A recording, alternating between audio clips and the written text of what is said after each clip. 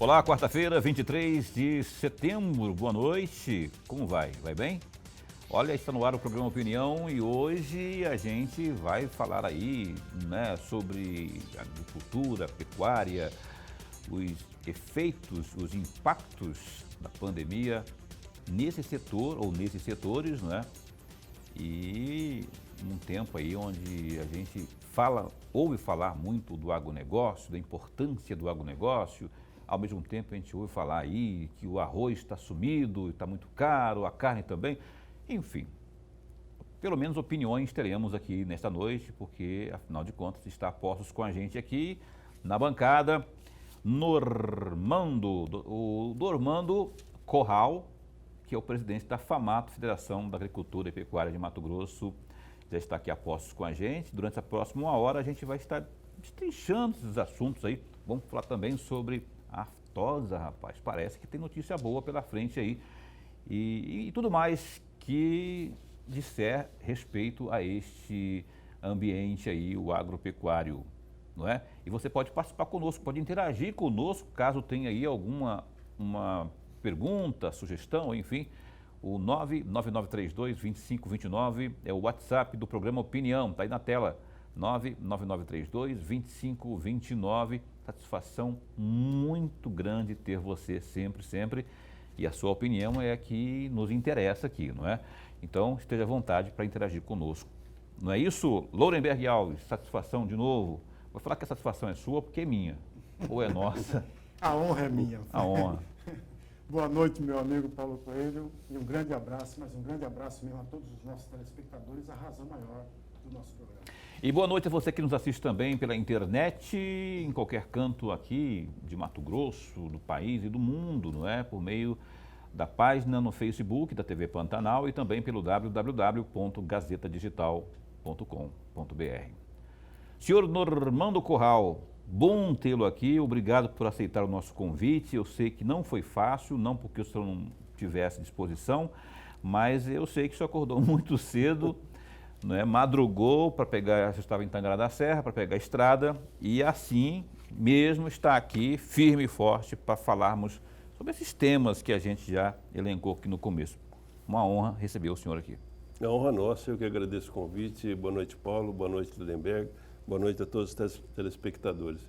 Realmente, hoje, extraordinariamente, eu sempre venho no dia anterior, mas ontem não consegui sair de Tangará, tinha um compromisso aqui às 8 da manhã, então teve que madrugar. Foi onde eu brinquei com você, se a poltrona fosse boa, cuidado que eu durmo. Mas a gente fez de tudo para ele não dormir aqui, não. O seu Normando, o senhor esteve lá em Sinop agora? O presidente da República esteve lá no... Sim, sexta-feira passada. Entregando títulos e tudo mais. E o que o senhor está achando aí desse momento importante que o agronegócio tem tido, não é? Na economia nacional? Aliás, ontem o presidente da República, o mesmo Bolsonaro, esteve também na ONU, fez um discurso no qual ele enalteceu de forma veemente o agronegócio. Como que o senhor vê esse momento onde a turbulência preocupa, porque arroz está muito caro, a carne está muito cara, o leite está muito caro? Que palavra que um produtor como o senhor é, experiente, que está aí no seu segundo mandato à frente da FAMATO, que análise você pode fazer desse momento aí do nosso agronegócio, especialmente Mato Grosso, que é a coqueluche, que é a bola da vez nesses tempos agora? Bom, várias perguntas que você fez aí. Eu estive lá em Sinop quando o governador estava lá e ele foi lá numa certa homenagem que ele fez ao agronegócio, não tem dúvida nisso. Fez o lançamento do plantio lá em Sorriso. E, claro, para o estado do Mato Grosso é muito importante, já que a base econômica do estado é a agropecuária. E, por ser atividade primária, é geradora de todas as outras, né? Tanto de bens e serviços, tanto de serviços como também de comércio. Vários governos, uns apoiaram, outros apoiaram menos, outros não apoiaram a agropecuária. E nós estamos sempre em busca, não de privilégios, né? Mas do que é nossos direitos, que às vezes não são respeitados. Basta ver restrições ambientais que nós temos no estado do Mato Grosso. Do governo Bolsonaro, ele tem sempre dado um apoio grande, principalmente tem falado sobre isso aí. O que nos traz satisfação, porque nós não estamos aqui à espera de reconhecimento, mas esperamos que haja respeito. Isso ele tem. Então a gente vê isso com bons olhos. Só que nesse momento aí, quando se fala, subiu o arroz, subiu o preço da carne, subiu, realmente, mas é o que acontece sazonalmente com os produtos agropecuários. É oferta e demanda? Nós temos uma outra coisa agora, os produtos subiram porque o dólar subiu muito. Muitos dos nossos produtos são cotados em dólar, né? Já que nós somos hoje um grande exportador de alimentos. Então isso aí faz com que o preço em reais acabe se elevando. Mas o que tem que se constatar também é que é o seguinte, você precisa pegar isso aí ao longo dos anos. Nós tivemos preço, por exemplo, você citou o arroz, que subiu bastante agora, mas nós tivemos anos anteriores aí de preços muito baixos. Então, quando você coloca isso aí, o IMEA faz muito bem isso aí, quando você coloca isso aí ao longo do tempo, tem uma visão diferente, você vê que às vezes só recuperou custos. Os arrozeiros, principalmente do Rio Grande do Sul, onde é que a grande produção do arroz, tem passado momentos dificílimos. Alguns nem estão plantando mais por causa disso. Então, por quê? Porque não remunerava o que era. A pecuária da mesma forma. O preço do boi, até 1 ano e meio atrás, já estava praticamente metade, que aí vinha se arrastando. Tanto é que você observa que com a grande abate de matriz, as pessoas estavam saindo da cria, porque não remuneravam, alguns arrendando a propriedade e outros diversificando. Então, isso acontece na agropecuária. Por quê? Porque a gente não consegue fazer a formação do preço do que a gente vende. É puramente mercado, oferta e procura. E agora teve uma demanda enorme sobre os produtos alimentares. Tá. Professor. Presidente, antes de mais nada, a nossa alegria, prazer e honra de tê-lo aqui. É Nosso minha. bate-papo. Eu não tenho dúvida nenhuma, presidente, que o nosso telespectador está ganhando muito com a presença do senhor. Eu vou sair um pouquinho fora deste assunto, embora nós podemos voltar a ele, para deslocar um pouco quando o estado de Mato Grosso era governado por Blairo Maggi. Mais especificamente, em fevereiro de 2007, que o senhor fez uma visita ao governador, juntamente com o presidente da Malbisa, que aquela época... Maurílio Biagi. Que aquela época, juntamente com o grupo Farias, queria implantar uma usina de álcool em Tangará da Serra. Naquela oportunidade, o senhor fez a seguinte afirmação, e eu gostaria de uma reflexão do senhor sobre essa mesma afirmação que o senhor fez. Entre aspas, Mato Grosso começa a ter potencial para produzir combustíveis de energias renováveis. Não só o álcool, mas também o biodiesel. Fecham aspas. De lá para cá, já se passaram 13 anos. Qual é o balanço que o senhor faz a respeito da produção de energias renováveis em Mato Grosso? Então, que bom que você lembrou, eu lembro perfeitamente disso aí. Até mesmo porque nós, como eu sou fornecedor, atuo na agropecuária, na cria, recria e engorda de bovinos, e na agricultura, fornecedor de cana-de-açúcar para uma usina fabricando açúcar de Itamaraty, que fica em Nova Olímpia. E naquela época, um grupo de fornecedores associados a esse grupo de usineiros que você disse, nós queríamos fazer uma usina em Tangará da Serra, na verdade seriam 2 até. A gente tinha terras disponíveis à época, a cana-de-açúcar estava num bom momento naquela época, e a gente tinha também produtores com vocação para aquilo lá. Mas isso caminhou até um certo ponto, e quando eu falava de que a gente podia fazer combustível de fontes renováveis, comentamos até do etanol de milho, que era uma realidade nos Estados Unidos, mas não aqui no Brasil. E a gente tem esse potencial. Mas depois, durante o governo Lula, ele baixou um decreto proibindo que se fizesse qualquer empresa de etanol de cana-de-açúcar, qualquer usina, em alguns biomas, entre eles o bioma Pantanal, o bioma amazônico e Bacia do Alto Paraguai. Daí, mais de 60% dos municípios, principalmente aqueles que a gente estava, fazia parte disso aí. O município de Tangará da Serra, por exemplo, uma parte dele estava no bioma amazônico e a Bacia do Alto Paraguai. Então, eu falei, ali é homicídio duplamente qualificado. E aquele projeto morreu ali. Então, tanto é que de lá para cá, o estado do Mato Grosso do Sul, o estado de Goiás, superou mais do que o dobro a produção de etanol de cana-de-açúcar do estado do Mato Grosso. Mato Grosso parou com as usinas que tinham, diminuiu acho que 2 daquela época até aqui. Mas o que acabou vindo disso aí, há pouco tempo agora, são as usinas de etanol de milho. Nós temos aqui o milho com uma segunda safra, menor em produção, em torno de 35 milhões de toneladas. E sempre não tivemos mercado. E o milho é de baixo valor agregado, né? Quando você manda para, às vezes, uma carga, ficava mais caro o frete do que o produto, né? Mas agora começaram a surgir as usinas de etanol de milho. E isso aí não só vai proporcionar mais geração de emprego, renda e impostos para o estado de Mato Grosso, e não só a produção de energia renovável, etanol.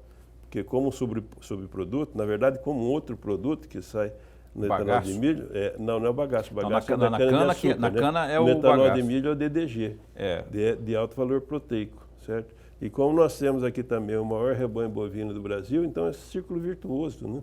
Nós temos a produção de combustível de fonte renovável de energia e temos matéria-prima para você produzir proteína animal. Então, a vocação do estado do Mato Grosso é a produção agropecuária, pela regularidade de clima, pela sua extensão territorial, é uma conjunção de fatores favoráveis. Seu Normando. Então, daí eu me estendi um pouquinho. Pois mas foi isso aí. É a realidade mesmo. Do que a gente puder produzir aqui e tiver consumo na produção agropecuária, não tem dúvida que faremos. É uma realidade assim, mas a atração por conta até disso, não é?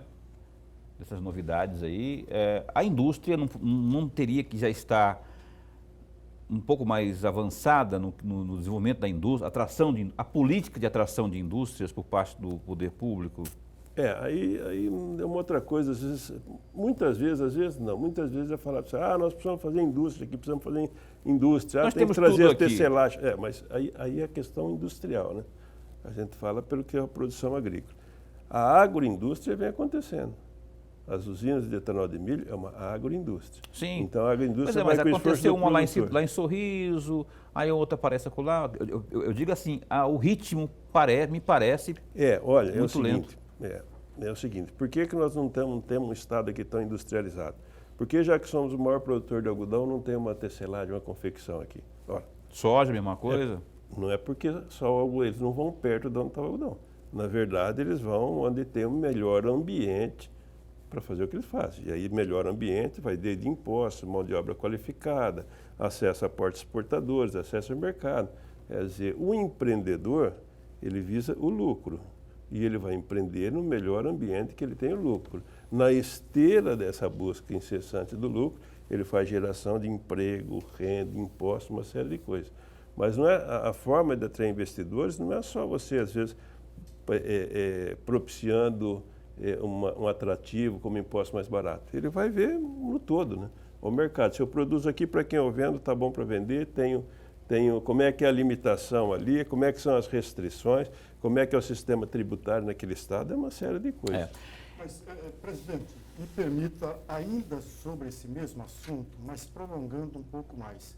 O nosso amigo telespectador que está acompanhando a resposta que o senhor acabou de dar, ele pode deduzir que o senhor está dizendo que o cenário goiano é melhor propício para o empreendedor na área de tecelagem. Não. Porque lá tem uma maior produção do que Mato Grosso, na questão de roupa, de tecidos e etc. E tem um incentivo Sim, fiscal melhor. No Nordeste também tem a grande fabricação. Mas aí é o seguinte, se essas indústrias estão instaladas lá, por que elas instalaram lá? Qual foi o motivo que atraiu para que elas lá fossem? Isso tem que se analisar. É o sistema tributário do Estado? É o mercado? É o acesso à exportação, caso seja um produto exportador? É a geografia? É a mão de obra qualificada? É a geografia? Uma série de coisas. Tem que ver. Isso cabe a um trabalho do Estado fazer a atração. E eu sempre digo o seguinte, nós produtores, alguns de nós fazem agroindústria, como nós buscamos aquela que você falou em 2007, uma indústria de cana-de-açúcar, em parceria com os outros. Era uma agroindústria para trazer para cá. Mas você não vai ver, nós não temos também um grupo de produtores que tenham construído um frigorífico. Aí é a indústria frigorífica que fez. Isso acontece. Na soja que você estava falando, grande parte da exportação nossa é para a China. E a China não quer comprar o farelo, a China quer comprar o grão. Por quê? Porque ela tem quase 50% da capacidade de moagem dela de soja ociosa. Ela tem dinheiro, vem e compra. Estamos conversando aqui ao vivo com o senhor Normando Corral, que é o presidente da FAMATO. Eu, antes de encerrar esse bloco, já tenho que quase que ir para o bloco, mas tenho 2 minutinhos aqui ainda. Eu queria que o senhor explicasse de uma forma breve, né, o que compreende a FAMATO, o complexo FAMATO, o sistema FAMATO, o que tem incorporado, para que as pessoas que não sabem, não é? FAMATO tem a qualificação dela, tem até o AgriHub, parece que é o caçula, não é? O que é o sistema? O sistema sindical de representatividade rural, ele é feito da seguinte forma.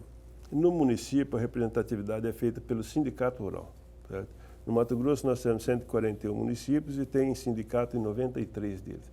Os sindicatos rurais dos estados formam a sua federação. Então, no nosso caso, a FAMATO, Federação da Agricultura e Pecuária do Estado do Mato Grosso, formado por esses 93 sindicatos. E a representatividade nacional é feita pela CNA, Confederação Nacional da Agricultura, e formada por todas as federações, 26 estados do Distrito Federal. Agora, cada federação tem seus entes federados. No nosso caso, e é o caso de todos, tem o SENAR, Serviço Nacional de Aprendizagem Rural, que é o ente do Sistema S, para qualificação profissional ligado à FAMATO. Mas nós temos como outro ente federado o IMEA, Instituto Mato Grossense de Economia Agropecuária, que tem todos os números do agro do Mato Grosso, e agora o AgriHub. O AgriHub é o nosso... Tecnologia. Ligado à tecnologia e inovação. E nós temos lá na FAMATO o AgriHub Space, que quando foi criado para abrigar as startups ligadas ao agronegócio. Faz necessário para um estado como o Mato Grosso? Sim, principalmente porque a demanda por tecnologia é crescente, principalmente na agropecuária, isso vem. Então nós temos que estar com o olho no futuro também. Né? Com certeza. Porque o futuro às vezes já chegou e a gente não tenha percebido. Explicado então. Olha, o Opinião dá um tempinho só, após o intervalo comercial a gente retoma aqui a conversa, muito agradável por sinal, com o senhor Normando Corral. Corral, por que Corral, hein? É apelido? É nome mesmo? É nome mesmo. Corral. C-O-2-R-A-L. Não é curral não, gente. Apesar de ser produtor... Mas significa a mesma coisa. Mesma coisa? É um sobrenome espanhol, meu avô era espanhol. Corral. Importado e eu herdei o nome. Então, ô senhor Normando, essa questão da pandemia no quadro técnico dos produtores, não vou falar da FAMATO só não, ele chegou de sola também, já fez vítimas, teve baixas? Não, sem dúvida, de maneira geral, né? Eu vi parece que pandemia... um profissional que faleceu recentemente lá, que eu vi, tem uma nota no site da FAMATO também, que não resistiu por causa da Covid. Indistintamente, né, qualquer profissão. Na verdade, essa pandemia, esse vírus, coronavírus, causando essa doença aí, Covid-19, ele, embora assustador em alguns aspectos, né, ele também nos ensina alguma coisa. E, tristemente, ceifou bastante vidas, você passou o número de 3.336 mortes, nós estamos quase mais um pouco, a gente chega a 1.000 mortes 1.000 óbitos por milhão de habitantes. É alto, nós devemos estar entre os 5 estados aí com o maior número de óbitos por milhão de habitantes. O que não é bom, né? Então, além de ceifar muitas vidas, ele causou, para mim, alguma indignação. Porque quando começou, eu vi que no Brasil as instituições não estão preparadas, as instituições, principalmente governamentais, não estão preparadas para o enfrentamento de crise. Foi uma confusão danada. Ministro brigando com o presidente, discutindo com o Congresso, o STF entrando no meio, o prefeito não obedece o governador. Quer dizer, quem manda o quê? Não tinha uma cadeia de comando para o enfrentamento de crise, eu acho isso essencial. Então, institucionalmente, eu vi que nós, não só o país, o Estado, o município, nós tivemos muita confusão nesse sentido. Há muita coisa para ser estudada para explicar tudo o que isso aconteceu. No caso do agro, respondendo o seguinte, o agro como atividade, ela respeita as leis da natureza, né? O que a gente faz no verão é só no verão daquele ano, quer dizer, tem a época de plantar, a época das tratas culturais, a época de colher e não tem como interromper isso aí. Se você não planta naqueles meses que você pode plantar, você não vai ter a colheita seguinte. Então não é que o agro não para, o agro pela sua própria dinâmica ele continuou. Mas tivemos problemas, sim, nós tivemos problema com funcionários, nós tivemos problema, embora talvez no menor, isso aí os números não vão ter que apurar, menor do que nos grandes centros, né? Ou nos centros urbanos, porque já como uma atividade isolada, né? E você faz a campo aberto, e normalmente as pessoas, o operador de uma máquina agrícola, ele está sozinho na cabine, trabalhando ali grande parte do dia. Então, eu acho que a incidência disso aí nos trabalhadores do agro foi bem menor que na cidade. Não tem esse número, mas atribuo que seja isso. Professor. Presidente, o senhor de formação é agrônomo. Sou engenheiro agrônomo. Eu vou tocar num ponto que o senhor começou a falar a respeito lá no primeiro bloco, na primeira resposta que o senhor deu ao Paulo, falava sobre o arroz. Uhum. Na década de 80, o produtor de arroz, em Mato Grosso, sobretudo, tinha o incentivo maior por parte do governo do estado. Um pouco depois, na segunda metade da década de 80, esse estímulo, esse incentivo vem caindo. E caiu mesmo, e paulatinamente a isso também caíram, evidentemente, a produção do arroz. Aliás, o senhor citava no primeiro bloco a respeito do Rio Grande do Sul, que é o grande produtor de arroz no país. A produção de arroz deste ano no Rio Grande do Sul é menor do que a produção de arroz do Rio Grande do Sul no ano anterior. Isso significa dizer que não tem o bastante. Eu estou provocando o senhor mesmo. Estou diante de um agrônomo, alguém que sabe tudo a respeito. Não falta uma política governamental a respeito do melhor incentivo, do melhor estímulo ao produtor de arroz para impedir que ele, ao invés de produzir arroz, venha produzir soja. Nada contra a soja. Aí a bola está exatamente com o agrônomo. Não é eu sei tudo, não. A gente tenta aprender tudo, né? Mas era o seguinte, olha, não é bem assim, não. A questão do incentivo, o próprio nome já diz, né? Você incentiva e depois aquilo tem que caminhar, seja em qualquer atividade. Você pode fazer os primeiros movimentos de incentivo. Isso foi feito com o arroz, foi feito com a soja, foi feito com o algodão aqui. E é claro que se você ficar incentivando sempre, na verdade, você não criou ninguém que tem que andar com suas próprias pernas. Você tem alguém que você tem uma reserva de mercado. Na questão do Rio Grande do Sul foi clima, certo? E aliado a preço, mas o clima lá foi terrível, por isso que baixou a produção do arroz. A produção de arroz lá é diferente daqui. Na década de 80 a gente produzia arroz porque no Cerrado a primeira cultura que se fazia não era da soja, era do arroz, certo? Vocês também sabem que principalmente quem veio colonizar o estado do Mato Grosso no Cerrado, principalmente veio do Rio Grande do Sul. Então as pessoas já têm a experiência no arroz e na soja, nos cerrados. Depois, o que na verdade faz não é questão de incentivo, é questão do preço. Todo mundo vai plantar aquilo. Primeiro que ele tem vocação e acha que se dá bem. E a outra coisa é a seguinte, eu vou plantar na terra que eu tenho o que melhor me remunera. Isso é básico, isso é natural, é do mercado. Não adianta ficar incentivando eu plantar alguma coisa em que eu não tenha lucro para poder continuar pagando e tocando a vida.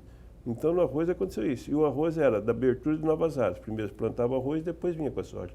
Isso aconteceu muito.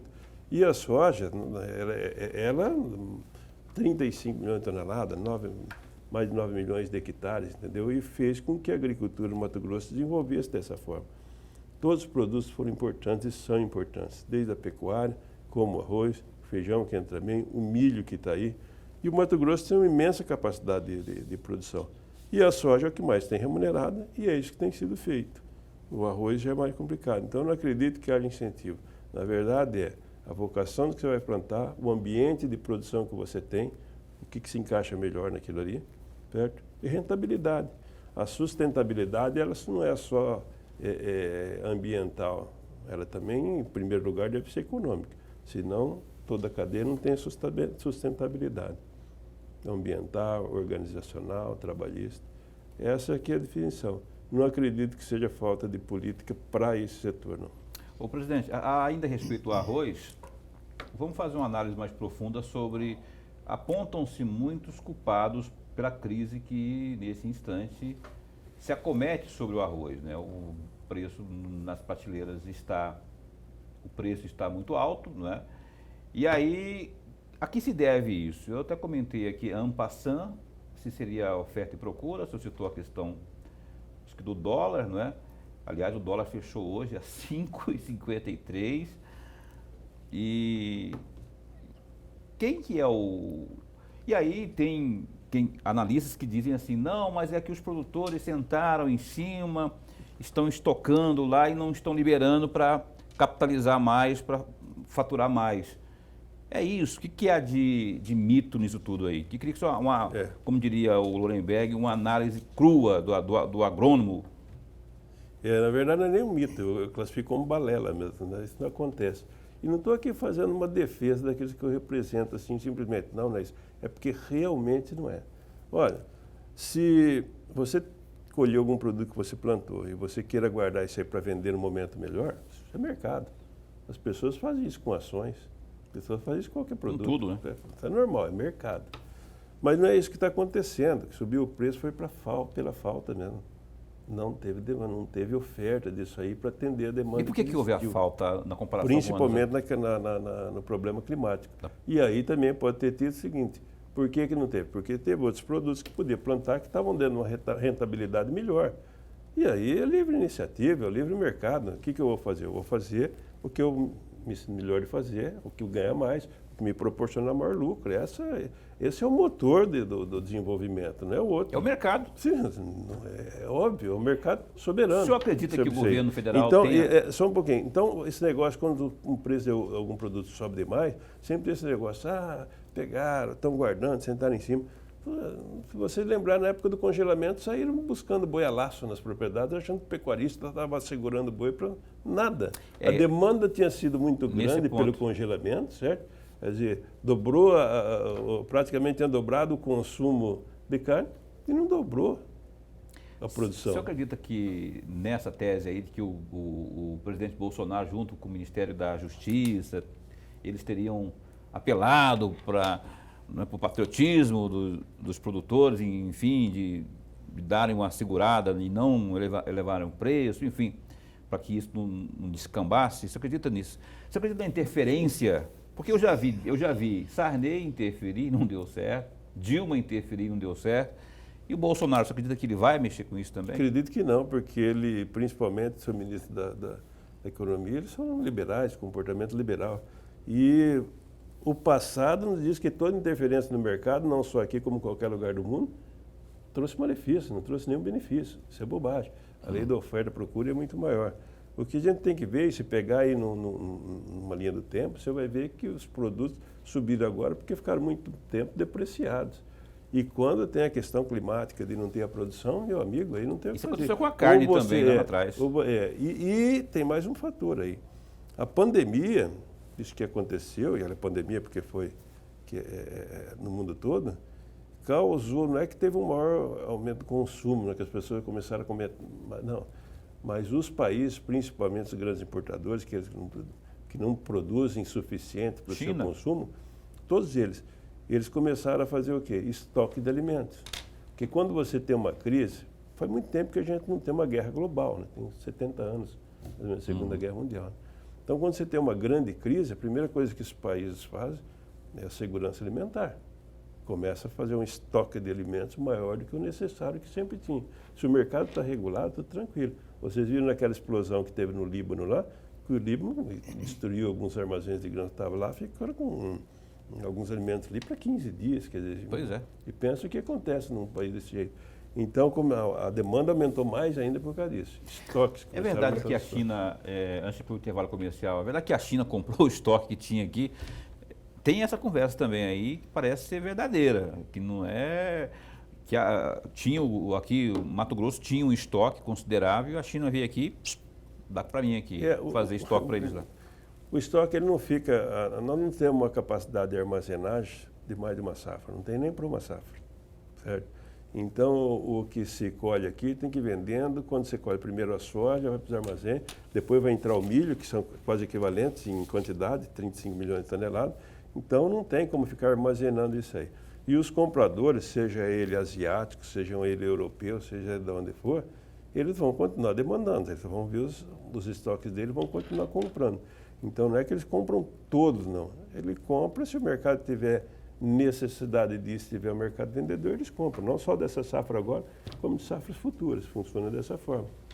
Ok. Aliás, a ministra Tereza Cristina, eu até anotei aqui, ó, ela disse recentemente, a ministra da Agricultura, né? Tranquilizou a população aí em relação ao abastecimento de arroz no país. Ela disse que recentemente aí o produto ele vai continuar disponível, uma fala dela que foi recentemente, essa semana, vai continuar disponível aí nas prateleiras, que não há razão para ter toda essa celeuma toda aí que vem se falando aí. Ela disse assim, pode falar. A gente exporta o excedente, né? Uhum. Aquilo que não é consumido aqui é que você exporta. Fica com parte de reserva. Se você pensar 40, 50 anos atrás, a gente era importador de alimentos.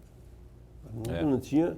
Importou agora, acabou de importar. Agora, acabou de importar 400 toneladas de arroz. Nós somos grandes exportadores e não somos grandes produtores. Quando a gente fala, o Brasil é o celeiro do mundo. Olha, tem outros que produzem muito mais que a gente. Você pegar os Estados Unidos, eles produzem 2,5 vezes mais grãos do que nós.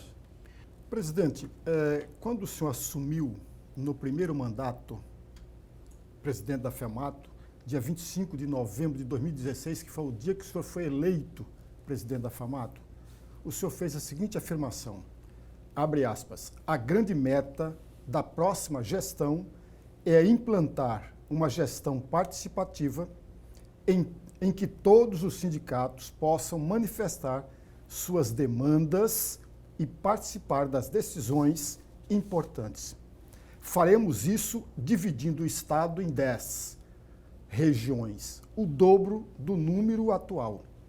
E realizaremos reuniões regionais para identificar com maior precisão os problemas locais, tanto aqueles ligados à ausência do Estado ou do próprio sistema da FAMATO. Quando eu li esta fala do senhor, me veio à cabeça, e aí eu estou apelando de novo para o presidente da FAMATO.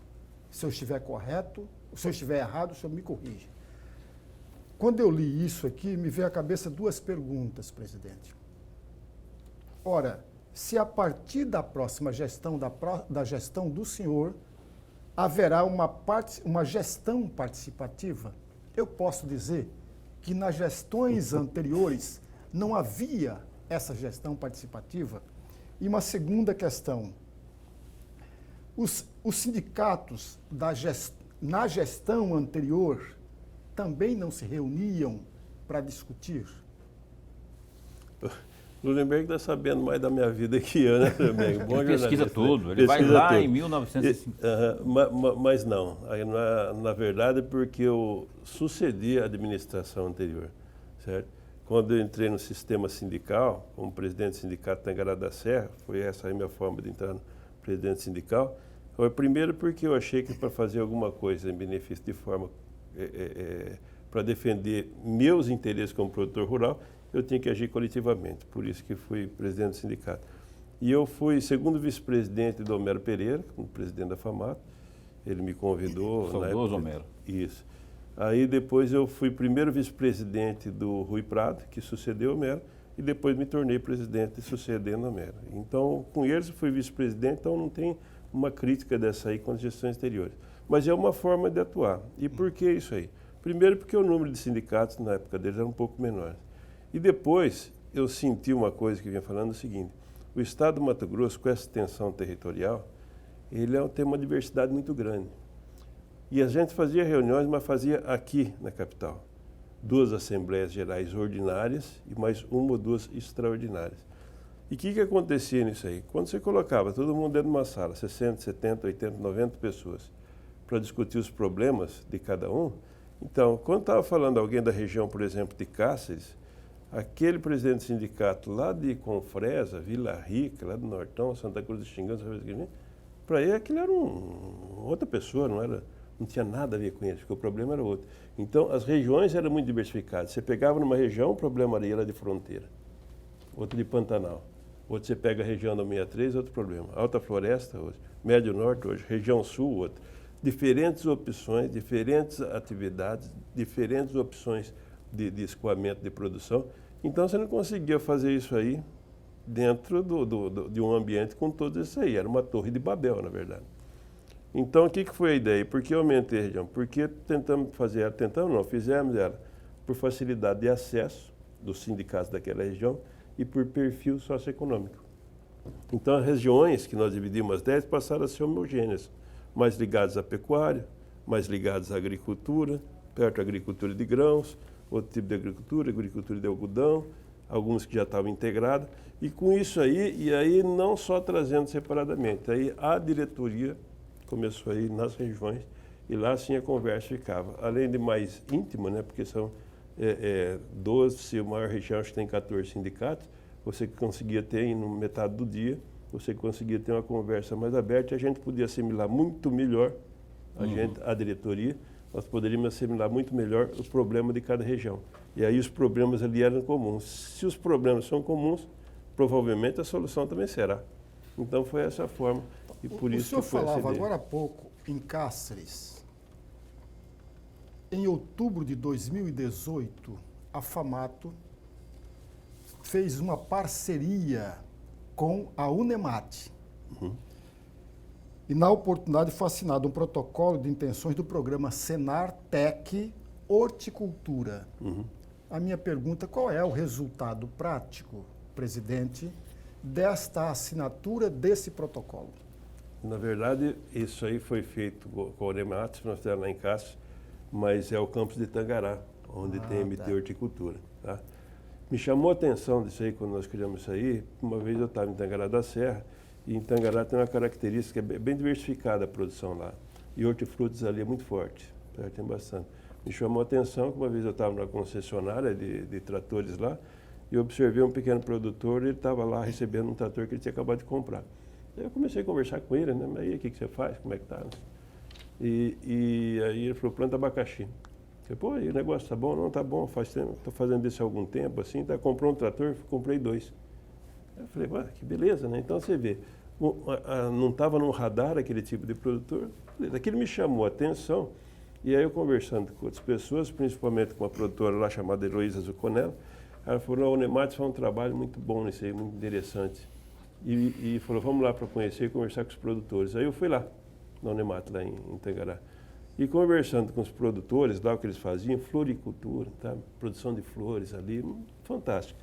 E aí eles me entregaram lá e eu vi uma cartilha. Estava uma cartilha lá. Quando eu peguei a cartilha, eu fui no verso para ver quem que estava fazendo aquilo, se era o Unemat, o que era, né? Aí eu falei, quem que elaborou as cartilhas? Não, foram nós mesmos, alguns professores lá, tá. E quem confeccionou, quem imprimiu? Nós fizemos uma vaquinha. Olha só. Os professores da Unemat, alguns deles, se uniram, tiraram dinheiro do salário, foi isso aí. Falei, cara, vocês já ouviram falar no Senar? Não, o que é? Falei, vem para cá. Nós fazemos uma qualificação profissional. Esse é um público que a gente não estava atingindo. E aí foi feito lá a primeira MT Horticultura, ligada a isso, a produção agropecuária do pequeno produtor. E tem sido um sucesso. E está aberto para produtores procurarem. Como que faz o produtor que queira... O produtor é o seguinte, ele entra em contato com o sindicato da sociedade. Se a sociedade não tiver um sindicato, entra com a sociedade próxima ou direto na FAMATO. Mas é o que eu falo, quem representa e quem pode melhor ver as necessidades do produtor rural daquele município é o sindicato rural daquele município. Não, sabe o que eu estou perguntando? Porque isso é um assunto que interessa muito, eu imagino, né? Porque o cara pode nem ter noção de que existe o Senar e está ali, mão na roda, para ele potencializar o grande problema é como chegar à informação que interessa nos produtores, naqueles que precisam dessa informação. Normando, eu vou pedir aqui licença para a gente chamar uma pergunta que via WhatsApp, que chega nesse momento aqui para o presidente da FAMATO. Bora ver aqui na tela. O Senar, aí ó, está funcionando e ministrando cursos no momento? Sim. Quem quer saber é o Silvio Pereira. Obrigado, Silvio. Tá vendo? Nós tivemos no início da pandemia, os cursos do Senar são feitos, obviamente, no interior, na maior parte da cidade do interior, demandados pelos sindicatos, certo? No ano anterior, a gente faz, ver quais são os cursos que serão ministrados, que são demandados e serão ministrados no ano seguinte. No início desse ano, claro que a pandemia, em diversas regiões começaram a não receber os cursos. Por quê? Porque teve alguns municípios, teve o blackout, lockdown, certo? Não poderia ter aglomeração de pessoas. Alguns demandantes, que normalmente são os proprietários de fazendas, produtores rurais, não quiseram também mandar os seus funcionários, então nós tivemos uma baixa do curso, até que isso aí foi se acomodando, não paramos totalmente, mas se foi acomodando. Por quê? Porque teve cidade, por exemplo, que não tinha nem hotel, os hotéis estavam fechados por causa da pandemia. Então você não tinha como mandar um instrutor lá, ele não tinha onde ficar. E também não ia ficar na casa de ninguém, né? Então a pandemia causou uma grande tribulação, nós diminuímos bastante os cursos, porque os demandantes ou os sindicatos não poderiam realizar aquele curso. Começou de 1 mês, 2 meses para cá e começou de novo a voltar à procura e nós estamos fazendo. Nós temos preparo todo de fazer os cursos demandados, mas a pandemia afetou isso aí. Então tá aí, Silvio, você também que tem interesse aí, procure o sindicato ou procure diretamente a FAMATO, que fica aqui no Centro Político Administrativo. As orientações serão passadas e você poderá fazer aí uma grande descoberta ou um grande negócio, né? Ô, senhor Normando, eu vou pedir para o senhor responder de forma mais breve que puder, que eu tenho 3 assuntos aqui, num bate-bola aqui. Primeiro, febre aftosa. Quando estaremos livres dela sem vacinação? Parte do estado do Mato Grosso já está. Tá? Nós temos um protocolo de livre de febre aftosa com vacinação, mas isso aí um trabalho do Ministério da Agricultura, porque outros estados também participam. E agora o estado de Rondônia, como ele saiu, nós temos divisa com Rondônia, ele está livre de febre aftosa sem vacinação. Então, parte do estado do Mato Grosso, na região lá de Rondolândia, parte de Juína, aquele estado limite, que comercializam seu gado para o estado de Rondônia, também estão livres de febre aftosa sem vacinação. E estava marcado para 2021, mas até 2021, 2022, nós vamos conseguir o status de livre de febre aftosa sem vacinação. A pandemia não vai atrapalhar, então, no cronograma, pelo menos? Não. É simplesmente a questão sanitária do rebanho, mano. É isso aí, com toda a segurança, para que não tenha... Que bom. O rebanho nosso hoje está em quanto? 30 e poucos milhões de cabeças. É o maior ainda. É o maior rebanho. Disparado, né? No Brasil. Ele não é muito disparado, acho que o outro tem uns 6, 7 milhões. A menos. A menos, Outra coisa, a FAMATO está também aí com outras entidades unida no combate a fogo, não é? Até no Pantanal, que agora é o... E eu queria que o senhor falasse um pouco disso aí. Como é que está esse trabalho, o empenho da federação? Esse negócio importante, obrigado pela pergunta, porque dá a oportunidade de falar. Olha, a prática agropecuária hoje, tanto agrícola como pecuária, ela não utiliza o fogo como se utilizou em outros tempos. Por que se utilizou em outros tempos? Era a única forma de você pegar a vegetação nativa que tinha sido retirada, seja ela do cerrado, seja ela de floresta, através da queima, do derrubado. Isso aconteceu, agora com um pouco de derrubada não tem acontecido mais. Derrubadas legais.